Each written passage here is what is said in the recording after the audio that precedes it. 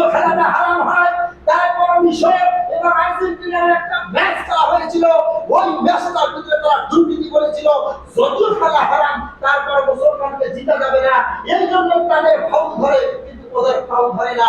এভাবে তারা তাদের গোল তুলে নেয়, ওদের গোল ঠিক রাখে। এভাবে মিশরের সাথে তারা অন্যায় করেছে। এই সমস্ত বাড়ি যাওয়ার তার ঠিক করে হারাম একটা খেলার মধ্যেও তারা মুসলমানকে চায় না। তাই মনে করেন মুসলমানদের সাথে আমাদের ওই ইহুদি খ্রিস্টানদের সাথে কোনো সম্পর্ক থাকতে পারে না, কোনো সম্পর্ক থাকতে পারে না।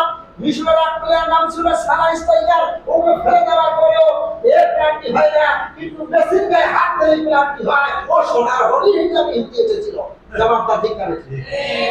তাহলে বোঝা যায় ইহুদি খ্রিস্টান মধ্যে রাষ্ট্রীয় পর্যায়ে ঐক্য আছে, কিন্তু আতাসিমু বিহাব্বিল্লাহ জামিআন ওয়া লা তাফাররাকু। এই আল্লাহর আয়াতে ঐক্যবদ্ধ হয়ে যদি পৃথিবীতে 57টা মুসলিম রাষ্ট্র আয়াত করে আল্লাহু আকবার স্লোগান দেয়, আবারও যে হবে মুসলমান এই পৃথিবীতে 600 বছর শাসন করেছে, আবারও পৃথিবীতে মুসলিম শাসন করবে। জবাবটা ঠিক হবে। তাহলে আমাকে কি করতে হবে? আল্লাহর রাস্তায় জীবন দিতে হবে, না মেসিয়ার নেইবারের জন্য জীবন দিতে হবে? জবাব দেন।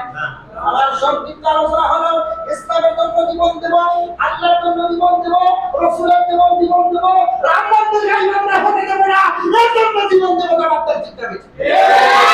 আমরা বলি ইমানদার, যদি আমার ইমান থাকে তাহলে রাম মন্দির, ভারতের রাম মন্দির গাইবান্ধায় হবে, এটা আমি মানতে পারি না। ঠিক না ঠিক? তাহলে রাম মন্দির বিরোধিতা করে জীবন দাও। মেসি নেইমারের সঙ্গে ভালোবাসা করে, ওই ফুটবলের ভালোবাসা করে গোটা পরিবারটাকে জাহান্নামে নিয়ে দেব না। বাবা হয়ে আপনি রাতে তাহাজ্জুদ পড়বেন, আপনার ছেলে যদি মেসি নেইমারের সঙ্গে সম্পর্ক থাকে, তাহলে অর্ধেক পাপ আপনাকে বাবাকে নিয়ে জাহান্নামে যেতে হবে। সেই মুসলিম হাদিস। ওয়া আখিরু দাওয়ানা আলহামদুলিল্লাহি রাব্বিল আলামিন।